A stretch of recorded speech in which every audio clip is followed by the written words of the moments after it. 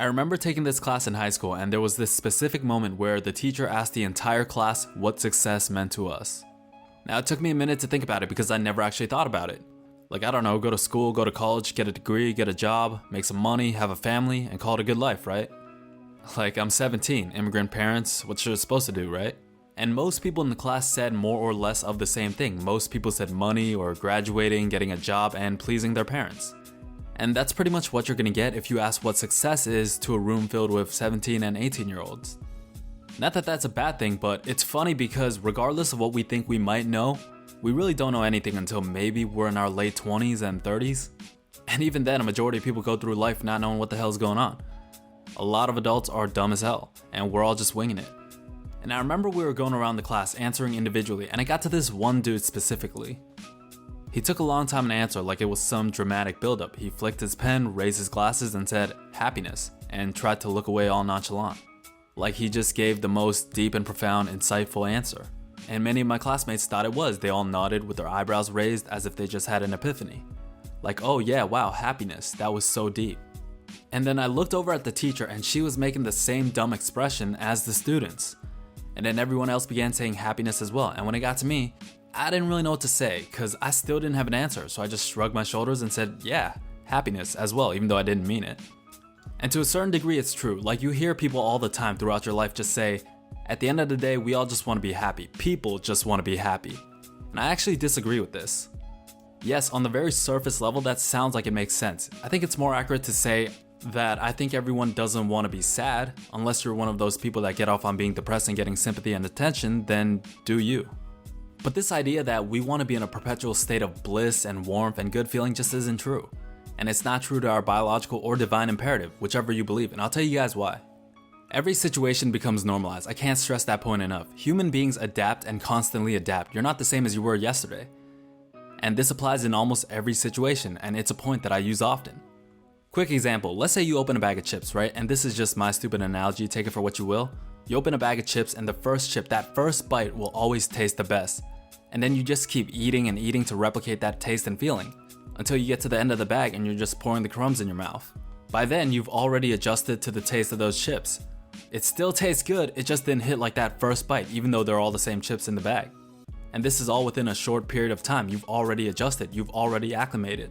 For the most rich people, all the steak dinners, mansions, and cars, it all becomes normalized as well. You need that juxtaposition.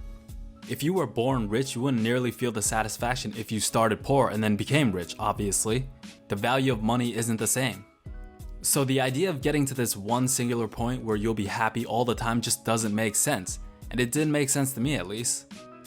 Whatever that happiness point is to you, let's say making 6 figures, owning a home, family, American dream, right?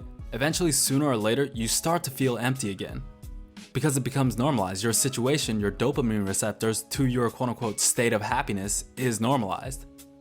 Sooner or later, you start to feel like something's missing again in your life. Your kids grow old, your house gets cold. And I know you felt this before, this feeling of something missing after getting something you wanted for a long time. This is how people fall into hedonism and do hedonistic bullshit. Just constantly chasing pleasures, you become gluttonous. And the same goes for me. And this is why a first world country like America is wrapped in consumerism. It's why mental health, quote-unquote depression, and self-deletion is so high in first world countries. Complacency and comfortability are two things that aren't pointed to enough when it comes to this. You will always have ups and downs no matter where you are in life. And I'm stating the obvious, but no matter how good or bad things get, everything regresses back to the normal. Regression to the mean, everything becomes normalized, and I think about this a lot because it shapes my perspective. And that's a point I really want to drill home, even to myself. Whatever it is that you aspire to will become normalized.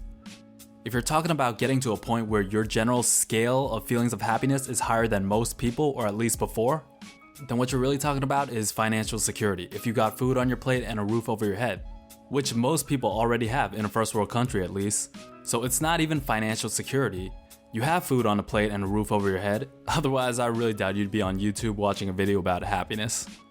But what you actually mean is you want better food on your plate and you want a better roof over your head.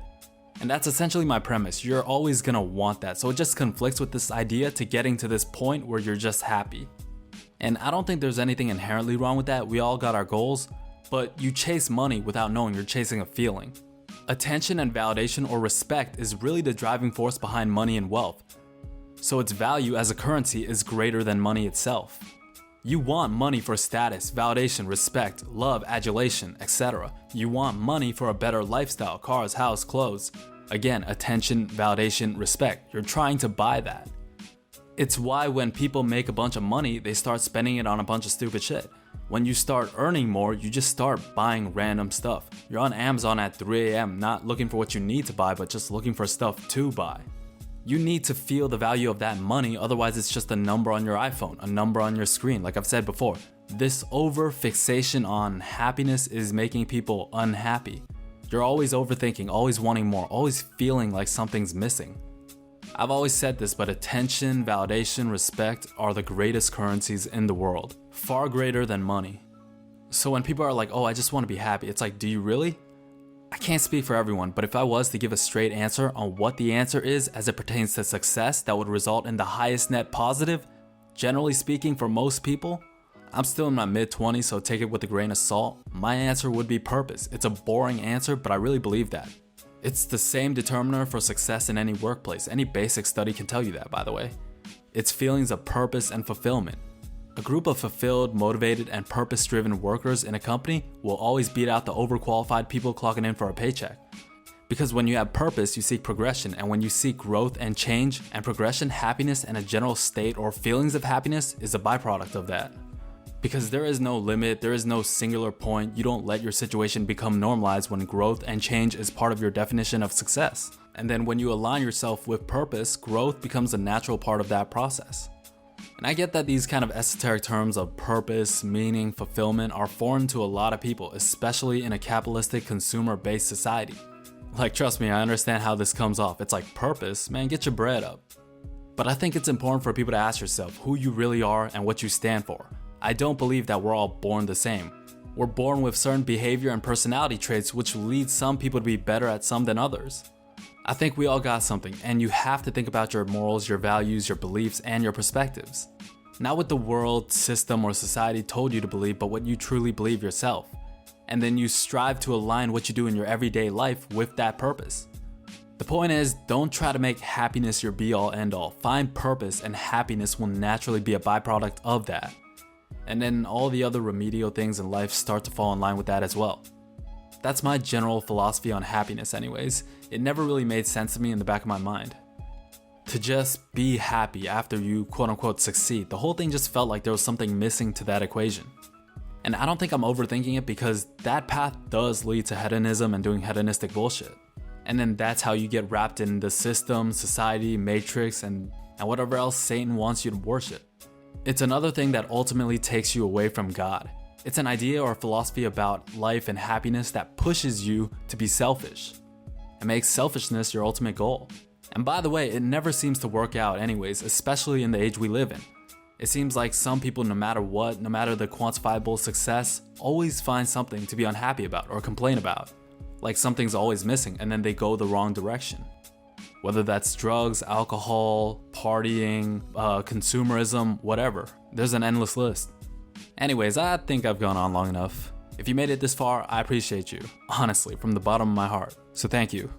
And yeah, if you liked the video, leave a like, comment, or sub. And with that said, make sure you guys stay true. Talk to you guys real soon. Peace.